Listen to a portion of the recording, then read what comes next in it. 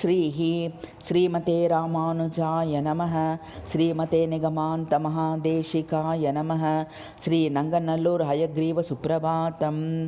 श्रीवत्सवंशकलशोदधिकौस्तुभस्य श्रीवासराघवगुरोस्तनयं ततश्च विद्या अवाप्य विबुधोत्तमतां दधानं कुर्वे सदा ह्यधिगुरुं करुणाकराख्यं। यामिन्यपैति हयवक्त्रविमुञ्च निद्राम् उन्मेष मृच्छतु तवोन्मिषितेन विश्वं योषासु पत्तनमिदं ह्यवृणोर्निवासं कर्तुं जनस्य निखिलस्य हि सुप्रभातं। सुखाय सुप्रातरिदं तवास्तु जगत्पते जागृहि वाजिवक्त्र अम्बोजमन्तशयमञ्जुतार लोलम्बमुन्मीलतु लोचनं ते।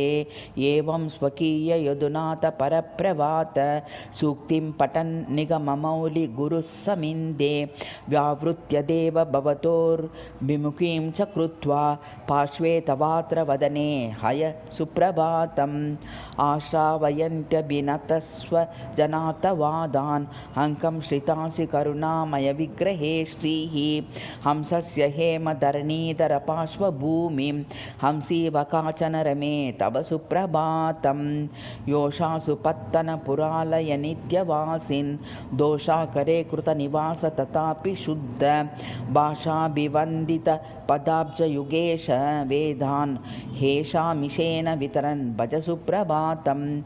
कर्णोद्भवौ जलशयस्य पुरातवास्तां दैत्यो तु वेदमखिलं विदितो हरन्तौ सुप्ते त्वयीश बहवोऽद्य कलौ तदर्थान् त्वज्जादिवक्त्र सहसा भज सुप्रभातं।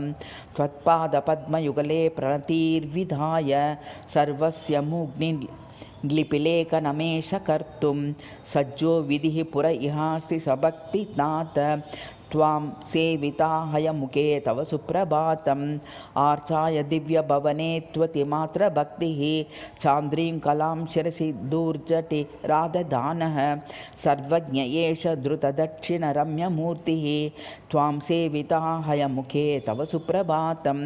त्वामेव चित्तगतिमेष सदा विधाय त्वद्रूप एव सविता हयवक्त्र योदात् शुक्लं यजुर्मुनिवरस्य निजैकरैः त्वन्मन्दिरं स्पृशति स्तात्तव सुप्रभातम्। एषा कथा भुवि कुता वितता मयेति प्राप्य प्रमोदमयमेति पराशरोऽपि पारम्यवित्तव विभो महतो प्रसादात् त्वां सेविता हयमुखे तव सुप्रभातं। श्रीवाजिमेधबलतो यदहं कवीशः त्वाद्यं तथा चरममप्यतकण्ठमिध्वं श्रीवाजिमेधचरितेन कृतं मयेति वाल्मीकिरेति भगवन् तव सुप्रभातं। देवत्वदीयचरितं कथयन् क्वचित्तु कोणे महाकलहपुस्तक एष भेजे व्यासत्वमित्यत कृतज्ञ इहैष भाति त्वां सेविता हयमुखे तव सुप्रभातं। मत्याश्च कञ्चप इति प्रतितावतारान् संवर्णयन् तव गुणेषु सदा रतोऽसौ श्रीकीरयोगिवर्येष विभाति नाथ त्वां सेविता हयमुखे तव सुप्रभातं। श्रीकारिजः क्वचिदहो फणितो मयासि अर्चापरः परमसौ मम शिष्यभूतः सम्यक् जगात कलिवैरितीह तेन त्वां सेविता हयमुखे तव सुप्रभातं। तालेन वेदमनघं द्रमिडे सुरम्यं श्रीभागिनेय सहितो भवतेऽत्र गायन् श्रीरङ्गनाथमुनिरेश विभाति देव त्वां सेविता हयमुखे तव सुप्रभातम्। आदौ भवन्तमनघं मधुचित्पदेन स्पृष्ट्वा यदाह भगवन् किलरत्नमेतत् स्तोत्रं मदीयमिति यामुनयेष भक्त्या त्वां सेविता हयमुखे तव सुप्रभातं। श्रीभाष्यमेतदिह मे किल भाष्यमाह या शारदा तव पदाम्बुजभक्तिपूर्णा सर्वं प्रभो तव कृपेति वदन्यतीशः त्वां सेविता हयमुखे तव सुप्रभातं। श्रीतार्चवाहनचरो विदुषां विदेश्च दातेष्टमित्यपि नमन् हयवक्त्रत्वं त्वां भावं पराशरगिरां प्रपठन् स एति श्रीविष्णुचित्तगुरुराट् तव सुप्रभातं। सुप्रभातं श्रीरङ्गनाथसविदेशपराशरार्यः देव्याः दृशोरसमतां तव यो जगाद योषित्सुपत्तनपुरे भवतः कटाक्षं तं सेविता हयमुखे तव सुप्रभातं श्रीभाष्यघोरससुदे महिते च देव श्रीवत्सवंशगुरुराडितत्तेऽपि दातुं काञ्चीपुरे वरदस्य पुरोत्र भाति त्वां चिन्तयन् हयमुखे तव सुप्रभातम् गोष्ठी परा तव विभूतिरथा समेत घोषश्च देव तव कीर्ति परोत तस्याः प्राप्तप्रबालधरवैद्युतयानघोषैः मिश्रश्रुतौ हयमुखे तव सुप्रभातं सन्ध्याकाले विशुद्धा द्विजवरपरिषद्वाजिनं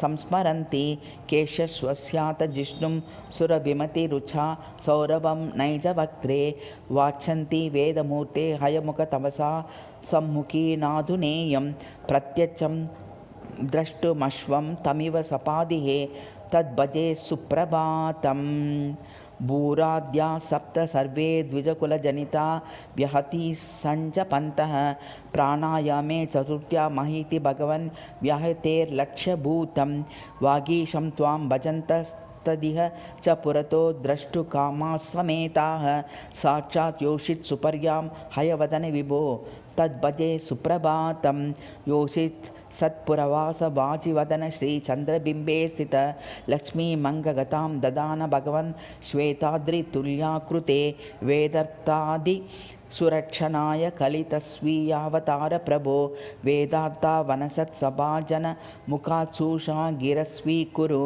योषित् सत्पुरवासिनं द्विजपते स मण्डलालङ्कृतिं श्रीरत्नोदय भूमिजुष्टदयितं गन्धर्वदिव्याननं तेन श्रीनिधि राघवार्यवपुषा संशिक्षितो बालकः तुष्टावेति मुखे धनस्य पठतां स्यात् सुप्रभातं सदा इति श्रीनङ्गनल्लूर् हयग्रीव सुप्रभातं समाप्तम्।